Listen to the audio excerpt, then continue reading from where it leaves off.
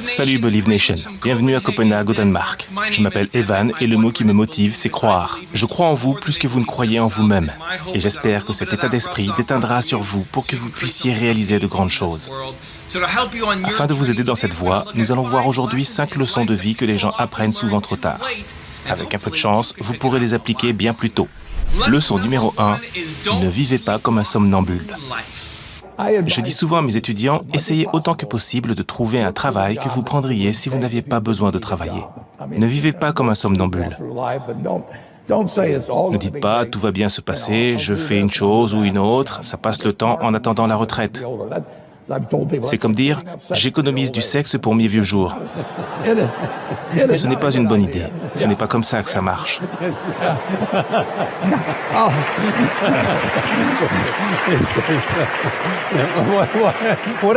Qu'est-ce que vous leur recommandez?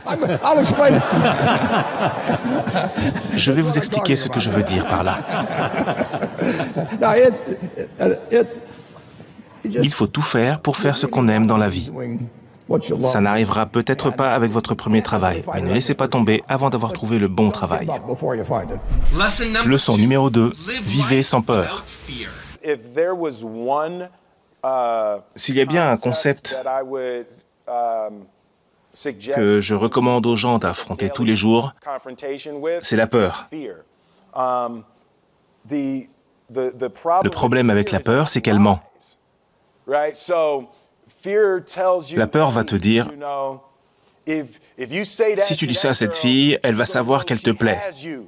Et elle ne sera jamais vraiment attirée par toi, si elle sait à quel point elle t'attire.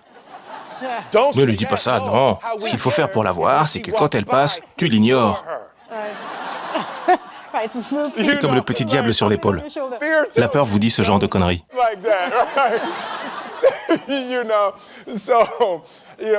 Pour moi, la confrontation quotidienne avec la peur est devenue un véritable entraînement depuis environ 3 ans. Quand j'ai fait un saut en parachute à Dubaï. Le saut en parachute est une confrontation avec la peur vraiment intéressante. Il faut que je me lève pour vous raconter ça. Alors, vous sortez avec vos amis et... Oh, pardon, désolé. Donc, vous sortez la veille et vous prenez un verre avec vos amis. Et puis quelqu'un dit, « Ouais, on devrait aller sauter en parachute demain. » Et vous, vous faites, « Ouais, on devrait sauter en parachute. Ouais, ouais. » Et tout le monde fait, « Ouais. » Puis vous rentrez à l'hôtel et vous vous dites, « Genre, après tout, ils avaient bu eux aussi. On n'a pas besoin d'y aller, non? Et puis plus tard, pendant la nuit, vous êtes dans votre lit, vous n'arrêtez pas de sursauter. Vous n'arrêtez pas de vous imaginer encore et encore en train de sauter d'un avion et vous n'arrivez pas à savoir pourquoi vous feriez ça. Et vous êtes là, allongé, et vous passez la pire nuit de votre existence. Mais vous espérez encore que vos potes aient été ivres-morts. Vous vous réveillez le lendemain matin et vous allez là où tout le monde s'est donné rendez-vous. Et tout le monde est là. Ok, cool. Alors vous embarquez dans un minibus et vous ne savez pas que vos amis ont passé la même nuit que vous parce qu'ils font semblant d'aller bien. Genre, ouais mon pote, mon oncle est dans les Navy Seals. Ça va être génial, j'ai trop hâte. Et vous c'est, oh mon Dieu. Et votre estomac est dans tous ces états, vous ne pouvez rien avaler et vous ne voulez pas être le seul mec à ne pas sauter de l'avion. Ensuite vous arrivez et là c'est le briefing de sécurité. Vous êtes là et il y a un type qui vous dit « Alors, si le parachute ne s'ouvre pas... » Quoi, comment ça, le parachute ne s'ouvre pas? En fait, ce qui se passe à votre premier saut, c'est que vous êtes attaché à un type qui vous guide. Alors, vous y allez et il y a un avion et personne ne s'arrête. Tout le monde y va. Alors, vous montez dans l'avion, vous vous asseyez et c'est super parce que vous vous retrouvez sur les genoux d'un mec que vous ne connaissez pas. Vous êtes sur ses genoux et vous essayez de vous la jouer cool. Alors c'est ça ton boulot? Tu sautes avec les gens à longueur de journée. Et puis tu veux te rassurer. T'as bien des enfants, hein? Des gens que t'as envie de revoir. histoire de savoir s'il est sérieux. Alors t'es à bord, tout est normal, tu voles, tu montes jusqu'à 4000 mètres, et tu remarques qu'il y a une lumière rouge, jaune et verte. Pour le moment, elle est rouge. Et tu commences à te dire qu'à un moment, la lumière va passer au vert. Mais tu ne sais pas ce qui va se passer. Tu attends, la lumière passe au jaune, puis au vert. Et quelqu'un ouvre la porte. Et à ce moment-là, tu réalises que tu n'as jamais été dans un avion avec la porte ouverte. La terreur. Oh, désolé, je postillonne. Désolé. La terreur. Alors, tu t'avances, et si tu as été assez intelligent, tu t'es assis au fond, pour ne pas passer le premier. Et les gens commencent à sauter de l'avion. Et c'est à ton tour. Le type t'accompagne au bord de l'avion. Tu te retrouves debout avec les orteils au bord du vide. Et tu regardes en bas, droit dans les yeux de la mort. Et puis ils disent « à 3 ». 1, 2, et ils te poussent à 2, parce qu'à 3, les gens s'accrochent. Et tu fais. Tu tombes de l'avion, et en une seconde, tu réalises que c'est l'expérience la plus extraordinaire de ta vie. Tu voles. C'est pas comme tomber. On est un peu retenu par le vent. Et tu tombes, et il n'y a aucune peur. Tu réalises que c'est au moment du danger maximum que tu as le moins peur. C'est du bonheur, que du bonheur. Et tu voles.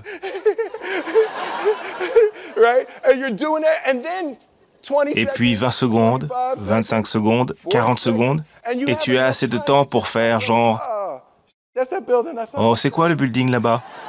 Oh, on peut voir l'océan. » Et pour moi, la leçon a été « Pourquoi avoir peur dans mon lit la veille? »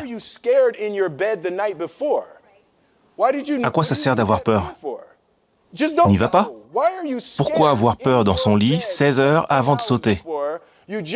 Pourquoi avoir peur dans la voiture? Pourquoi ne pas profiter de ton petit déjeuner? Pourquoi ce besoin d'avoir peur? Cette peur de quoi? T'es même pas à côté de l'avion. Tout ce qu'il y a avant d'arriver au bord du vide n'a aucune raison de te faire peur. Ça ne fait que pourrir ta journée. Tu n'es pas obligé de sauter. Et puis à ce moment, d'un seul coup, au moment où tu devrais être terrifié, c'est l'expérience la plus incroyable de ta vie. Les meilleures choses de la vie se trouvent de l'autre côté de la terreur. C'est de l'autre côté de vos plus grandes peurs que se trouvent les meilleures choses de votre vie. Leçon numéro 3, arrêtez de vous plaindre. Et si je vous disais que c'est le dernier lundi matin de votre vie? Et si vous deviez mourir cette semaine, vous vous plaindriez de votre boulot pourri ou de cet examen que vous ne voulez pas passer? Je ne crois pas. Vous penseriez à des trucs plus intéressants. C'est bien ce qu'il faut. Il faut comprendre que si vous n'êtes pas motivé en ce moment et que vous rechignez à faire ce que vous faites, si vous n'avez pas envie de le faire, je respecte le côté pratique. Vous faites des études parce que vos parents vous le demandent. Il faut payer le loyer, vous avez des prêts étudiants, je comprends. Mais s'il vous plaît, prenez conscience de notre monde. On vit dans un monde avec tant d'opportunités. Internet a créé beaucoup d'opportunités pour tout le monde. Beaucoup plus. Sans rire, vous pourriez même ne pas exister. Vos parents auraient pu coucher ensemble 3 minutes plus tard. Et vous n'existeriez même pas. Et vous vous plaignez? Vous auriez pu finir en bus ou en arbre. Je ne comprends pas la mentalité d'avoir la tête basse le lundi matin. Je mets le lundi matin à ma botte. Je veux que vos samedis matins deviennent des lundis matins. C'est ça que je veux tous les jours. Et c'est ce que j'attends de vous. S'il vous plaît, prenez un peu de recul et regardez à quel point tout ça est fantastique. Ensuite, avouez que vous pouvez affronter le monde d'une façon complètement différente parce que vous avez eu la chance de naître à notre époque.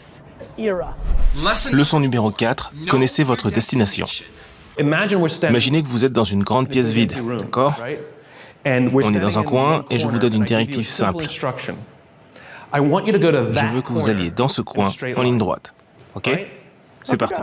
Facile, n'est-ce pas? Sans vous avertir, je glisse une chaise devant vous. Qu'est-ce que vous faites? Vous contournez la chaise. Vous venez de désobéir à la directive. Je vous ai dit d'aller dans l'autre coin en ligne droite.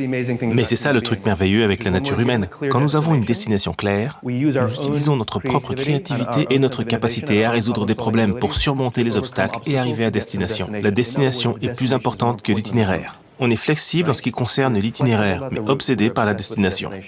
On recommence. On est dans un coin et je vous donne une instruction simple. Allez, en ligne droite, quelque part dans cette pièce. Et vous me dites, où voulez-vous que j'aille? J'en sais rien, vous êtes malin, débrouillez-vous. Allez-y, en ligne droite. Alors vous choisissez un point et vous commencez à marcher. Et sans rien dire, je mets une chaise devant vous. Et qu'est-ce que vous faites? Vous vous arrêtez. Pourquoi vous vous arrêtez? Vous avez mis une chaise devant moi. Ou alors vous faites un virage et prenez une autre direction. Et c'est ça le problème. C'est le même obstacle. La différence, c'est que quand vous avez une destination claire, il est plus facile de surmonter les obstacles. Quand vous n'avez pas de destination claire, vous finissez par vous arrêter. Et c'est ce qu'on fait dans nos entreprises, c'est compter les pas que l'on fait le long de l'itinéraire. Mais on ne regarde jamais la destination. Donc une entreprise va dire, on a fait $1 million cette année, mais on ne prévoyait en faire que 800 000. C'est comme se dire qu'on a fait 10 pas, mais on ne prévoyait en faire que 8. Vous allez où? Aucune idée. On compte les pas. Le fait est que les gens veulent sentir que les efforts qu'ils déploient les emmènent vraiment quelque part.